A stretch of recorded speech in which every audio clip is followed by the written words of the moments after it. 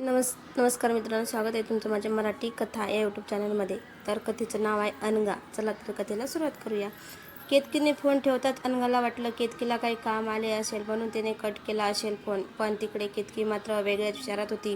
तिच्या पायाखालची जमीनच जणू सरकली होती. इकडे अनघा आवरून बाहेर आली. सगळ्यासाठी चहा टाकला. रात्रीच्या जेवणाची तयारी सुरू झाली. अनघा शांत होती. तिचे काम करत होती. सगळ्यांची जेवण आटोपली. अनघा तिच्या रूममध्ये जाऊन झोपण्याच्या तयारीत होती. तिने दार लोटून दिवे बंद केले आणि तिच्या पलंगावर झोपली. तोच दार उघडण्याचा आवाज आला. अनघा दाराकडे बघू लागली. बघते तर काय, प्रशांत आत आला होता आणि आत येऊन तो तिच्या बाजूला येऊन झोपला. ती जरा घाबरलीच, पण प्रशांत तिकडे तोंड करून झोपला होता. अनघाने हळूच पांघरून प्रशांतच्या अंगावर टाकले. प्रशांत झोपी गेला. आज अनघाला मात्र थोडा आनंद झाला, कारण काही का असेना पण प्रशांत मात्र आज तिच्यासोबत होता. तिला खूप बरं वाटलं आणि थोड्या वेळानं तीही झोपी गेली. सकाळी उठून बघते तर प्रशांत रूममध्ये नव्हता. अनघा आवरतच होती की तिला केतकीचा फोन आला.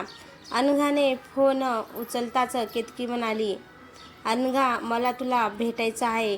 तुला जमेल का माझ्या घरी आज दुपारी यायला? प्लीज नाही म्हणू नकोस. अनघाने होकार दिला आणि केतकीने फोन ठेवला. अनघा खूप दिवसांनी केतकीला भेटणार होती म्हणून जरा आनंदी होती. तिने पटकन आवरून नाश्ता बनवला, जेवणासाठी तयारी केली आणि सासूला विचारले की माझ्या मैत्रिणीने आज घरी बोलावले आहे, जाऊ का? सासू म्हणाली, ठीक आहे, तू जा, स्वयंपाकाचं मी बघून घेईल. अनघा केतकीकडे जाण्यास निघाली. वाटेत थांबून तिने केतकीसाठी मिठाईचा बॉक्स घेतला आणि मग निघाली. केतकी तिची वाटच पाहत होती. अनघा केतकीकडे पोचली. केतकीने दार उघडताच अनघाने आणलेली मिठाई केतकीला देऊ केली आणि बोलली की तू लग्नाला आली नाही म्हणून ही मिठाई लग्नाची. केतकीने मिठाई घेऊन ठेवली आणि अनघाला भेटून रडू लागली. अनघा केतकीला बोलली, आज तू दवाखान्यात नाही गेली का? केतकी म्हणाली, दुपारी जेवणासाठी घरी येते, जाईल थोड्या वेळात, पण तुला मला महत्त्वाचं काहीतरी बोलायचं आहे. तू चल माझ्या रूममध्ये. अनघा म्हणाली, हो जाऊ, पण आधी मला बाबांना भेटू दे. म्हणून ती बाबांना भेटली. त्यांच्याशी गप्पा केल्या.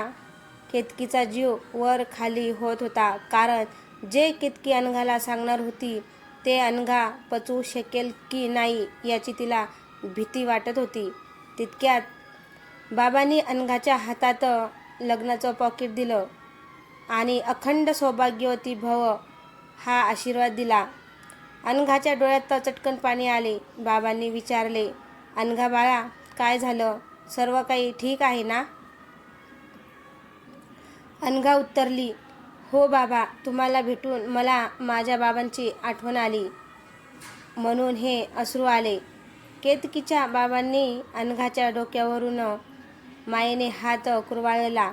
केतकी म्हणाली, बाबा, मी अनघाला आत घेऊन जाते थोडा वेळ. बाबा म्हणाले, जा जा, खूप दिवसांनी भेटताय. असं पण दोघी आणि केतकी अनघाला घेऊन आत गेली.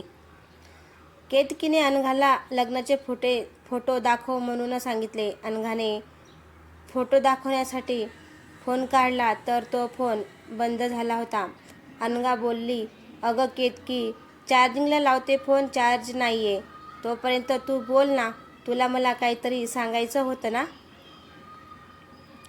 केतकी म्हणाली, मी ते नंतर सांगेल, आधी मला तुझे फोटो बघू दे. अनघा बोलली, अगं चार्ज होतंय, थांब की, मग दाखवते. तू सांग ना, काय सांगणार होती?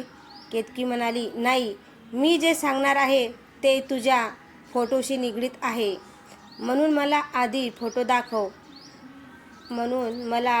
फोटो बघणे गरजेचं आहे. अनघाला हसू आले. केतकी काय बोलत होती तिला काहीच कळत नव्हते, पण केतकी वेगळ्या विचारात होती. तिला अनघाच्या लग्नाचे फोटो बघणे अत्यंत गरजेचे झाले होते. त्याशिवाय ती निष्कर्ष काढू शकत नव्हती. असं काय बरं असेल अनघाच्या फोटोमध्ये जे केतकी अनघाला सांगणार होती? तर मित्रांनो, तुम्हाला ही कथा कशी वाटली? कथा आवडल्यास कथाला लाईक कमेंट शेअर करायला विसरू नका. चॅनलवर नवीन असेल तर चॅनलला सबस्क्राईब करा. भेटूया पुढच्या भागात. तोपर्यंत धन्यवाद.